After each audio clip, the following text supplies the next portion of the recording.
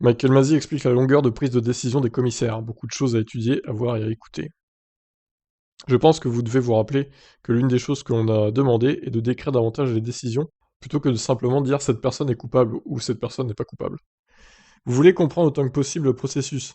Les commissaires essaient d'écrire leurs décisions, que ce soit au Brésil ou au Qatar, ou n'importe où ils y mettent ce niveau de détail et ça prend du temps pour rédiger et réécrire, etc.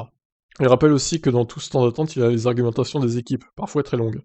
Nous pouvons prendre des décisions et ce n'est qu'une partie du processus ou de partie, et que les équipes doivent avoir la possibilité de présenter leur cas. Par exemple, le week-end dernier au Brésil, au total, sur les 2 jours, Mercedes a présenté son cas au commissaire pendant environ 2h30.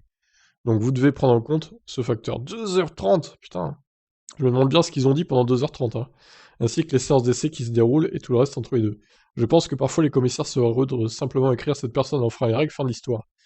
Mais nous reviendrions, alors quelques années en arrière, la plupart des journalistes ont dit qu'ils voulaient plus de descriptions. Donc ils détaillent le processus, vous regardez où les voitures étaient sur la piste, vous passez en revue toutes les séquences de chaque voiture du top 10, et c'est ce que j'ai fait. Ensuite, vous regardez les données, et évidemment ça prend du temps.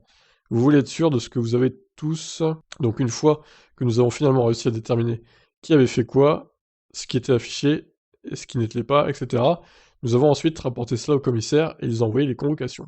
Ouais, mais c'est long quand même, hein, les gars. Faudrait peut-être augmenter vos vitesses de rédaction, de réécriture, d'argumentation, je sais pas. Mais il y a quand même des trucs à optimiser, je pense. Ça pourrait aller plus vite. Bon, pour revenir aux pénalités du Qatar, on a quand même su les pénals 1h30 avant le départ, hein. Juste, hein. Alors que bon, au final, ils avaient pas respecté les drapeaux jaunes dans le qualif, donc ça aurait pu être traité dès le samedi soir.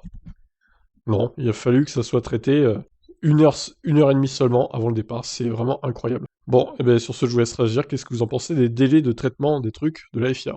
Ciao.